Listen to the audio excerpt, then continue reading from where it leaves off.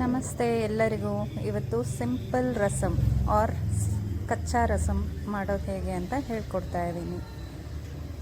ಎಲ್ಲ ಇಂಗ್ರೀಡಿಯೆಂಟ್ಸ್ ತೋರಿಸ್ದಾಗೆ ಹುಣಸೆಹಣ್ಣು, ಜೀರಿಗೆ, ಮೆಣಸು, ಮೆಂತ್ಯ, ಟೊಮ್ಯಾಟೊ, ಬೆಳ್ಳುಳ್ಳಿ ಪೇಸ್ಟ್ ಮಾಡ್ಕೋಬೇಕು.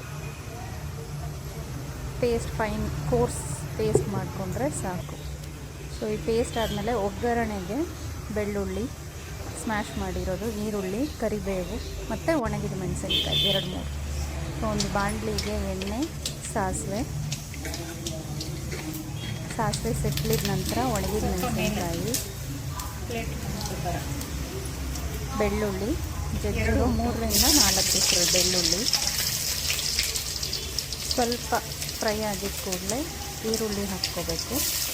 ಈರುಳ್ಳಿ ಆಪ್ಷನಲ್ಲು, ಟೇಸ್ಟ್ ಎನ್ಹಾನ್ಸ್ ಮಾಡುತ್ತೆ, ಅದಕ್ಕೋಸ್ಕರ ಈರುಳ್ಳಿ ಮತ್ತು ಕರಿಬೇವು ಹಾಕಿ ಫ್ರೈ ಮಾಡ್ಕೋಬೇಕು.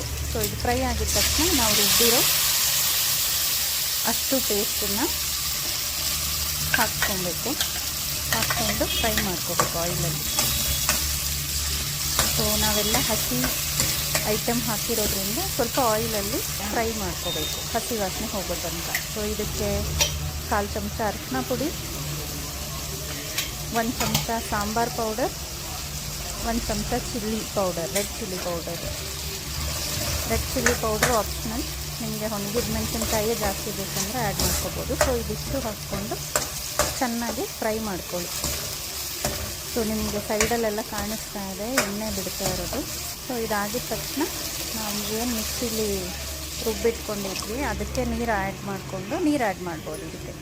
ಸೊ ಕನ್ಸಿಸ್ಟೆನ್ಸಿ ನಿಮಗೆ ಎಷ್ಟು ಜನಕ್ಕೆ ಮಾಡ್ತಿದ್ದೀರಾ, ಎಷ್ಟು ಬೇಕೋ ಅಷ್ಟು ರಸ.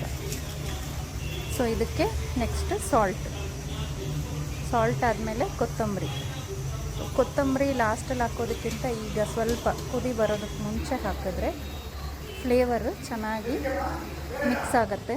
ಸೊ ಇದಾದಮೇಲೆ ಒಂದು ಕುದಿ ಬಂದ ತಕ್ಷಣ ಇಳಿಸಿದ್ರೆ ಸಿಂಪಲ್ ಟೊಮ್ಯಾಟೊ ರಸಮ್ ಆರ್ ಕಚ್ಚಾ ರಸಮ್ ರೆಡಿ. ಬಿಸಿ ಅನ್ನದ ಜೊತೆ ರಸಮ್ಮು ಸೈಡ್ಸ್ಗೆ ಏನಾದರೂ ಇಟ್ಟು ತಿಂದರೆ ತುಂಬ ಚೆನ್ನಾಗಿರುತ್ತೆ.